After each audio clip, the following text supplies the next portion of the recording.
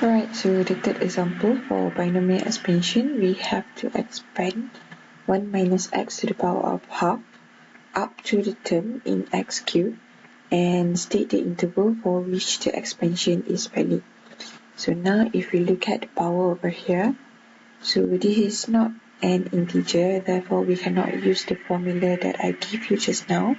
So we should use the second formula, where if we have 1 plus ax to the power of n, so this one will become 1 plus n ax plus n minus 1 2 factorial ax squared plus n minus 1 n minus 2 3 factorial ax cubed and so on. Okay, so if you want to use this formula, the first thing that you should take note is the first one. This one should always be 1. Always 1. If you didn't have 1 as the first number, you should try to factorize them first.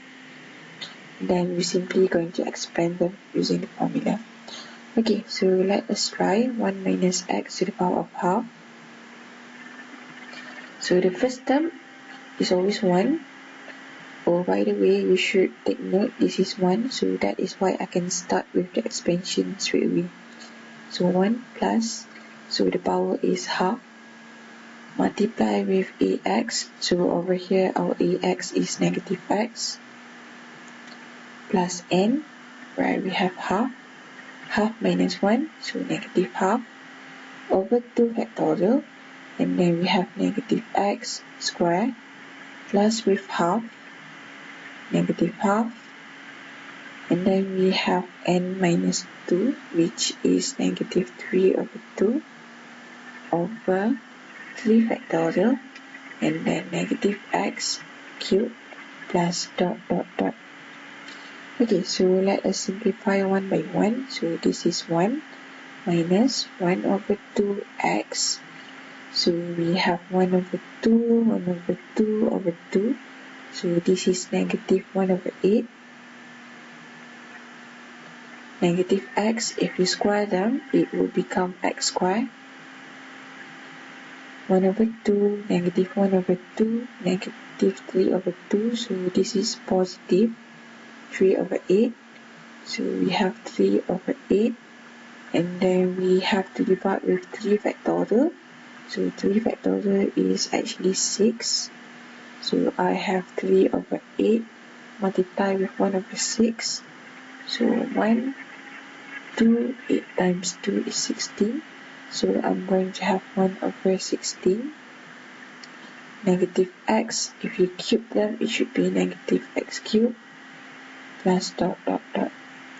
Although remember, you should do negative 1 cube x cubed. So that is why we have negative x cubed. So simplify the bit, 1 minus half x minus 1 over 8 x squared minus 1 over 16 x cubed plus dot dot dot. So this is our expansion. As for the validity, simply take the modulus of ax. So for validity, simply take the modulus of ax, we let them less than 1. And then we can try to solve them. Okay, so now validity. So a is negative x, so modulus of x less than 1. So even if you have negative, you can actually ignore the negative sign because we are putting them inside the modulus. So modulus of x less than 1, so x will be in between negative 1 and 1.